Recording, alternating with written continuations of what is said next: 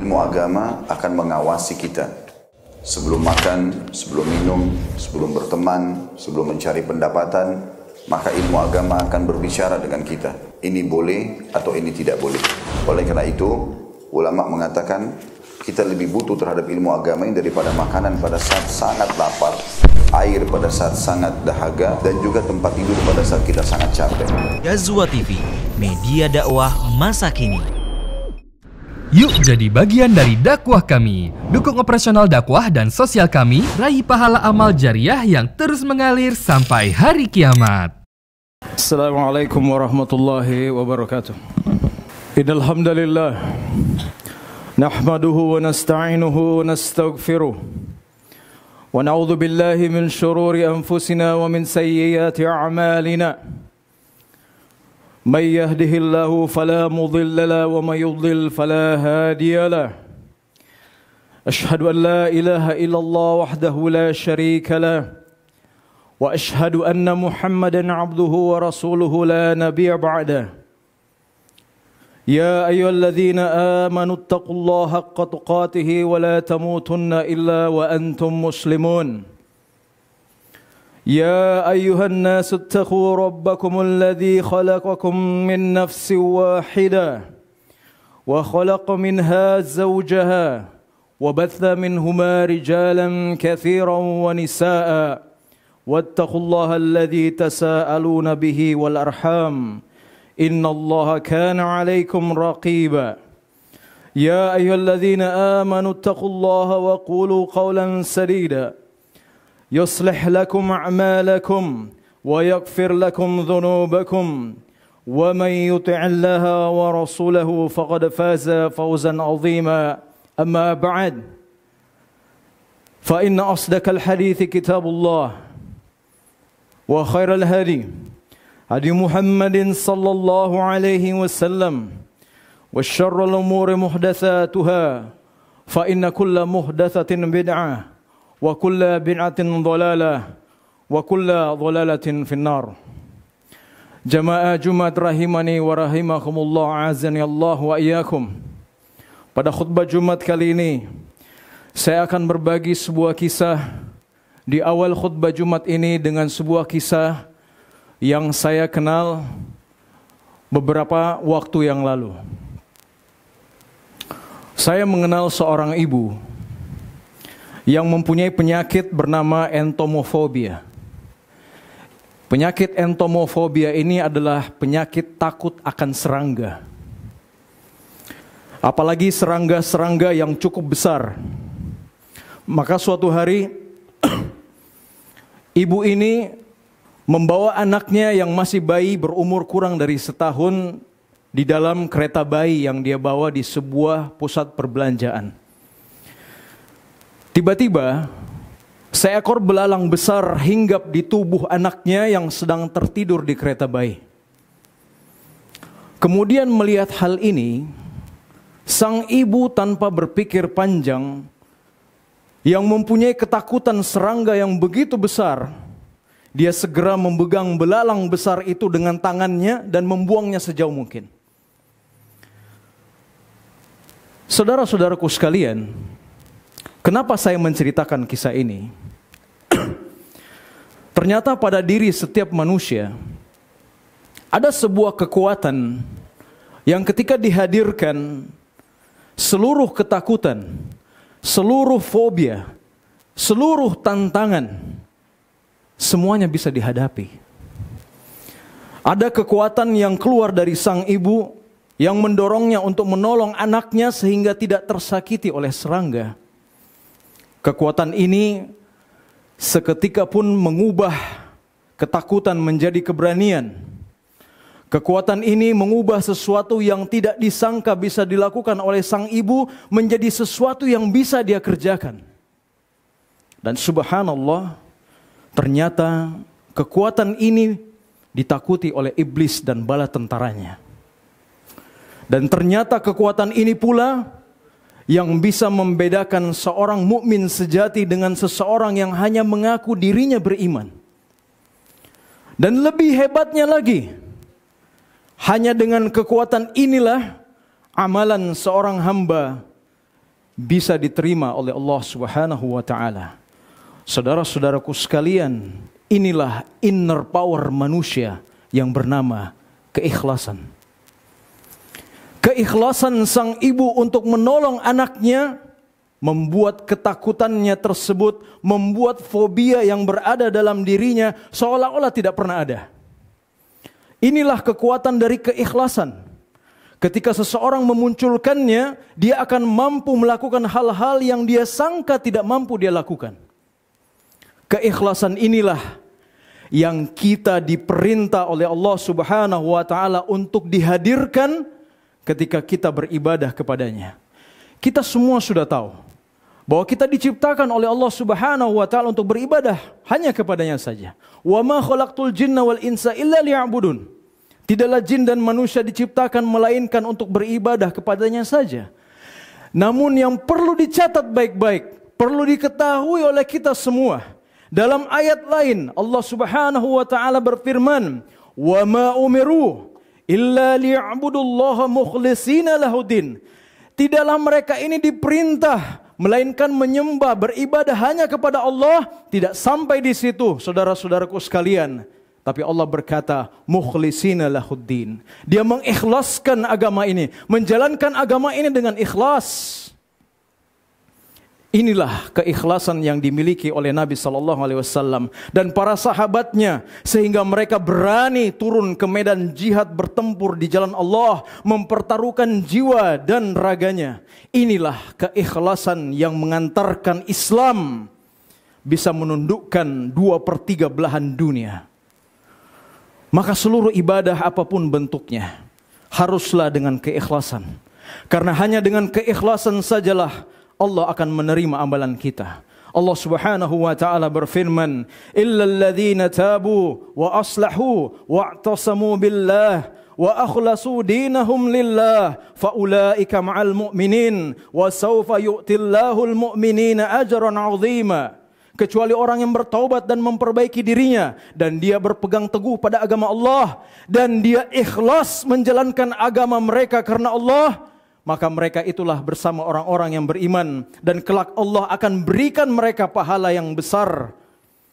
Allah Subhanahu wa taala juga berfirman dalam ayat yang lain, "La yanalullahu lahumuha wala dima'uha walakin yanaluhut taqwa minkum." Tidaklah daging-daging unta yang disembelih tersebut dan tidak pula darahnya sekali-kali tidak akan sampai kepada Allah, tapi yang sampai kepada Allah adalah ketakwaan. Ketakwaan di sini menggambarkan keikhlasan seseorang. Keikhlasan ini pula lah yang bisa membedakan besar kecilnya pahala amalan seseorang, yang bisa membedakan derajat seorang mukmin dengan mukmin lainnya. Dalam sebuah hadis yang diriwayatkan oleh Imam An-Nasa'i dan Imam Ahmad yang dihasankan oleh Syekh Albani rahimahullah taala dari sahabat yang mulia Abu Hurairah radhiyallahu taala anhu, Nabi sallallahu alaihi wasallam pernah bersabda, "Sabaqa dirhamun mi'ata alfi dirhamin." Satu dirham bisa mengungguli 100.000 dirham. Sahabat bertanya, "Kaif ya Rasulullah? Bagaimana bisa satu dirham bisa mengungguli 100.000 dirham ya Rasulullah?" Rasulullah SAW bersabda, "Kana li rajulin dirhamani tasaddaqu bi ahadihima." Ada seorang laki-laki yang memiliki 2 dirham. Dia mengambil 1 dirham untuk disedekahkan dan 1 dirham untuk dia pakai untuk kebutuhan hidupnya. Wantalaqa rajulun ila urdi malihi fa akhadha minhu 100,000 dirhamin fatasaddaqu biha. Ada pula seseorang memiliki harta yang banyak sekali, lalu dia mengambil dari kantongnya 100.000 dirham untuk disedekahkan. Apa maksudnya saudara-saudaraku sekalian? Mari kita ambil contoh. Ada 2 orang yang bersedekah dengan jumlah yang sama. Taruhlah nilainya Rp1.000.000. Namun satu di antara mereka ada yang mendapatkan pahala lebih besar dari yang lainnya. Padahal nilai sedekahnya sama, Rp1.000.000. Bahkan perbedaan pahala mereka seperti jarak antara langit dan bumi. Kenapa demikian? Ternyata yang satunya bersedekah Rp1.000.000, tersisa di rekeningnya masih tersisa Rp99 juta. Sedangkan yang satunya bersedekah Rp1 juta, di rekeningnya tersisa 10.000 rupiah. Maka di sini orang yang bersedekah dengan hartanya di saat dia susah, di saat dia sangat membutuhkan, memperlihatkan keikhlasannya yang luar biasa karena mengharap pahala dari Allah Subhanahu wa taala. Letak perbedaannya ada pada keikhlasan. Keikhlasan seseorang dalam menjalankan perintah Allah, keikhlasan dalam menjauhi larangan-larangan Allah, keikhlasan dalam menjalankan agama Allah Subhanahu wa taala. Saudara-saudaraku sekalian, bahkan Allah telah menjelaskan kepada kita di dalam Al-Quran bahwa iblis dan bala tentaranya takut kepada seorang hamba yang ikhlas. Mereka tidak mampu mengganggu, tidak mampu menggoda seorang hamba yang ikhlas. Ketika Allah melaknat iblis karena tidak mau menuruti perintah Allah untuk sujud kepada Adam, maka iblis berkata, "Fabi'izzatik, demi kekuasaan dan keagunganmu ya Allah, la'ughwiyannahum ajma'in, aku akan sesatkan mereka semua, illa ibadak minhumul mukhlasin, kecuali hamba-hambamu yang ikhlas." Namun sayangnya saudara-saudaraku sekalian, pada hari ini begitu banyak saudara-saudara kita yang menjual belikan keikhlasan mereka dengan sesuatu yang hina. Menjual belikan keikhlasan mereka dengan sesuatu yang rendah, yaitu dunia. Kita melihat banyak dari kita yang masih berat untuk menjalankan ketaatan, masih berat dalam meninggalkan kemaksiatan, masih berat dalam menerima takdir. Kenapa? Karena kita telah bermuamalah dengan syaitan. Berapa banyak di antara kaum muslimin pada hari ini yang ketika dia disuguhkan dunia di hadapannya, keikhlasan mereka lenyap. Yang tadinya ikhlas menolong orang lain karena mengharap pahala dari Allah, tapi ketika dia diberikan imbalan yang besar, disuguhkan dunia, perlahan-lahan keikhlasannya mulai memudar. Di kesempatan berikutnya, ketika situasi yang sama muncul, dia masih mau menolong. Namun pengharapannya kepada imbalan dunia telah mendominasi dirinya daripada keikhlasannya beramal karena Allah. Kemudian di kesempatan berikutnya, ketika situasi yang sama muncul, dia pun tidak lagi ringan tangan menolong orang lain, kecuali dengan imbalan dunia. Maka seketika itu pula keikhlasannya lenyap. Amalannya pun sia-sia, tidak ada yang diterima oleh Allah Subhanahu wa taala.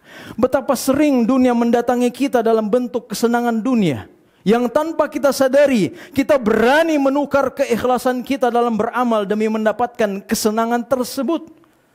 Mengapa korupsi terjadi? Mengapa ramai pungli terjadi? Mengapa suap menyuap terjadi? Karena hilangnya keikhlasan dalam menjalankan amanah dari Allah. Awal dia diangkat menjadi seorang pejabat pemerintahan atau pemangku amanah di kantor, dia semangat dalam bekerja dan mengemban amanah. Tatkala dunia disuguhkan kepadanya dalam bentuk kenikmatan ataupun kesulitan, keikhlasan mulai memudar dan lama-kelamaan pun menghilang. Iblis dan bala tentaranya tahu, saudara-saudaraku sekalian, bahwa mereka tidak bisa mengalahkan seorang hamba yang ikhlas. Maka diserulah ke telinga-telinga mereka, telinga-telinga orang yang beriman dengan seruan kemalasan. Akhirnya bahkan satu gerakan badan pun untuk mengangkat sendal dan sepatu untuk disimpan di rak sepatu yang sudah disediakan sudah sulit untuk dikerjakan. Padahal dia mengetahui bahwa Allah Subhanahu wa taala, Rabb yang menciptakannya, adalah Rabb yang mencintai keindahan. Nabi SAW bersabda, "Innallaha jamilun yuhibbul jamal." Sungguh Allah maha indah dan mencintai keindahan. Kenapa? Karena hilang keikhlasan. Hilang keikhlasan dalam beramal. Mengapa tatkala azan telah berkumandang, hati-hati kita tidak tergerak untuk bersegera ke masjid? Masih cenderung untuk santai bercengkerama bersama teman, bersama keluarga, ketawa ketiwi. Padahal Allah Subhanahu wa taala telah menyerunya untuk segera beribadah. Karena pudarnya keikhlasan dalam beramal. Mengapa masih ada saja yang sulit untuk diajak untuk mengaji, memperbaiki bacaan Al-Qur'annya, walau sudah diberikan motivasi? Karena kurangnya keikhlasan dalam mengerjakannya. Mengapa banyak yang memasuki bulan Ramadan dan keluar darinya dengan tidak memperlihatkan perubahan sedikit pun pada dirinya? Karena kurangnya keikhlasan dalam mengerjakannya. Tidak bisa terbayangkan saudara-saudaraku sekalian, kalau pada hari ini ada perintah jihad perang di jalan Allah, kita tidak memiliki semangat jihad yang membara yang dimiliki oleh para sahabat radhiyallahu anhum jami'. Tidak bisa terbayangkan saudara-saudaraku sekalian, kalau keikhlasan pun benar-benar hilang dari diri kita, amalan apa lagi yang bisa kita bawa ketika menghadap Allah Subhanahu wa ta'ala. Aqulu ma tasma'un. Barakallahu li wa lakum fil kitabi was sunnah. Wa nafa'ni wa iyyakum bima fihi minal ayati wa hikmah. Wa taqabbalallahu minni wa minkum tilawatahuma. Innahu huwas sami'ul alim. Alhamdulillahi rabbil alamin. Hamdan katsiran thayyiban mubarakan fih. Kama yuhibbu rabbuna wa yarda'. Ashhadu an la ilaha illallah wahdahu la syarika lah. Wa ashhadu anna Muhammadan abduhu wa rasuluhu la nabiyya ba'dah. Pada khutbah kedua ini, saya mengajak kita semua untuk menghadirkan keikhlasan dalam beramal untuk Allah Subhanahu wa ta'ala. Baik itu dalam perkara sehari-hari kita seperti makan, minum, tidur, mandi, bekerja, sholat, infak, kurban, umroh, haji, dan lainnya. Kerjakan semua untuk Allah, untuk mengharapkan wajahnya. Niscaya Allah akan menerima amalan kita dan mengganjarnya dengan pahala yang besar. Banyaklah berdoa saudara-saudaraku sekalian kepada Allah agar Allah memberikan kita keikhlasan dalam beramal. Latihlah diri kita untuk bisa menyembunyikan amalan-amalan kita karena Allah. Kenapa? Karena lawan dari keikhlasan adalah riya. Sedangkan riya termasuk syirik kecil yang bisa menghapuskan amalan kita. Banyaklah belajar tentang keikhlasan dari para salaful ummah, umat-umat saleh terdahulu, di mana keikhlasan mereka dalam beramal karena mengharap wajah Allah bisa kita jadikan barometer dalam kehidupan kita. Janganlah pernah puas terhadap amalan yang kita lakukan, karena kita tidak mengetahui amalan mana yang bisa memasukkan kita ke dalam surga. Teruslah dalam beramal dengan diawali dengan memperbaiki niat. Kalau niat kita ikhlas karena Allah, maka kerjakan. Kalau bukan karena Allah, maka perbaikilah terlebih dahulu niat kita sebelum melakukan pekerjaan. Dan terakhir, ingatlah saudara-saudaraku sekalian, kita akan sendirian di alam kubur. Tidak ada lagi yang bermanfaat bagi kita pada saat itu, melainkan amalan saleh. Dan amalan saleh tidaklah diterima oleh Allah tanpa keikhlasan. Maka untuk meraih keikhlasan tersebut, siapapun dari kita yang menghendaki pertemuan dengan Allah, dia harus memutus hatinya dari dunia dan segala isinya. Summa ilamu rahimakumullah, innallaha amarakum bi amrin bada bihi nabi nafsihi wa thanna bihi malaikatihil musabbihati bi qudsi. Faqala jalla min qail innallaha wa malaikatahu yusalluna 'alan nabi ya ayyuhalladzina amanu sallu 'alaihi wa sallimu taslima. اللهم صل وسلم على نبيك ورسولك محمد وارض الله من خلفاء الراشدين أبي بكر وعمر وعثمان وعلي وعن الصحابة أجمعين. اللهم اغفر للمسلمين والمسلمات والمؤمنين والمؤمنات الأحياء منهم والأموات إنك السميع قريب مجيب دعوى ويا قاضي الحاجات. ربنا ظلمنا أنفسنا وإن لم تغفر لنا وترحمنا لنكونن من الخاسرين. ربنا آتنا في الدنيا حسنة وفي الآخرة حسنة وقنا عذاب النار. عباد الله إن الله يأمركم بالعدل والإحسان وإيتاء ذي القربى وينهى عن الفحشاء والمنكر والبغي يعظكم لعلكم تذكرون. فاذكروا الله العظيم يذكركم واشكروه على نعمه يزدكم ولذكر الله الأكبر والله يعلم ما تصنعون. أقيموا الصلاة.